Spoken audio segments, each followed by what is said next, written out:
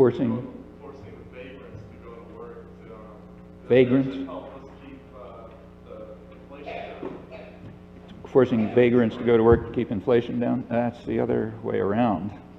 First of all, the idea of forcing vagrants to go to work is a funny idea. There's some extremely, as soon as one begins to look at these issues, there's many, many questions that ought to be raised. For example, take the idea that welfare mothers have to be driven to work. First of all, they're not vagrants. The idea that welfare mothers have to be driven to work, that, you're not allowed to question that. It's supposed to be a consensus. What does that mean? That means if you're raising a child, you're not working? I mean, I don't know how many people around here have tried to raise a child, but the fundamental assumption is that if it's the kind of work that women are due, it isn't work. Okay? Now, think it through, it leads in interesting directions. This is supposed to be a meritocratic society. We're very proud of that. So you measure the value of work by the amount of pay you get. Well, if you're raising a family and raising children and keeping it going and so on, the amount of pay you get is zero. Okay, so that is totally worthless. That is raising children and keeping families alive and so on and so forth. That is worthless, and as a demonstration of that, you don't get paid anything for it, and it's a meritocratic society. Well, what is work? Well, work is the stuff you get a lot of money for. So like it's driving to your office in Wall Street and speculating against currencies in an effort to drive down growth rates. And you get a huge amount of money for that, so that must be really valuable work.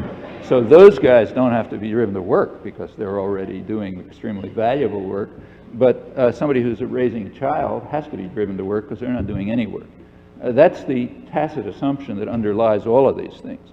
Well, sort of begin following through on those assumptions, and lots of interesting consequences follow.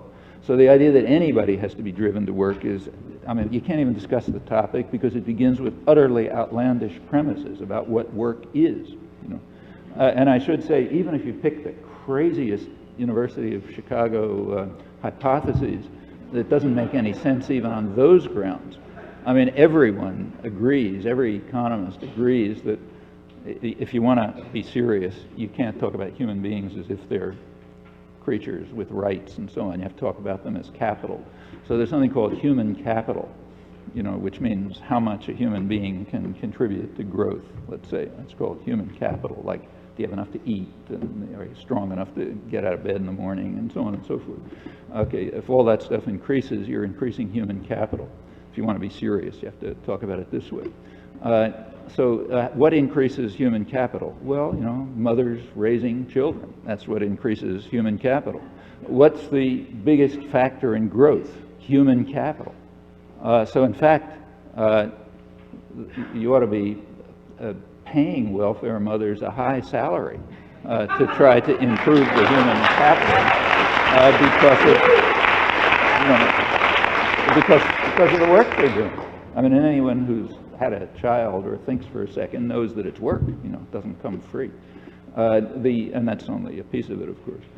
In fact, the whole story unravels completely as soon as you begin to look at it seriously, so that you can't even enter into discussion about driving people to work. However, on the narrow point that you mentioned with regard to inflation, it's supposed to have the opposite effect. Here there's an serious internal contradiction in the whole story. There's a thing called the natural rate of unemployment, or some name like that. The idea is, there's some mythical number, and it keeps changing depending on, what purposes you're trying to achieve. When employment goes above this mystic number, inflation is supposed to go up. There's a good question about whether it's good or bad for inflation to go up, but let's say it's bad for the moment. That means you have to keep unemployment up to that number. Well, there's another reason for paying people to stay off the labor market. Because when they go into the labor market, what they do is drive that number down, and that's bad because that undermines the natural rate of inflation and so on. The whole thing is such a tissue of internal contradictions and absurdities and so on that it's really hard to discuss. And I frankly think that you shouldn't be trapped into entering into the discussion on the premises in which it is pursued, like the premise that says if somebody's raising a child, they're not working. On the other hand, if you're speculating against currencies and making a mint, you are working, even though the effect is extremely harmful. The effect is precisely to drive down growth rates. That's the point. Okay, and that's just one example.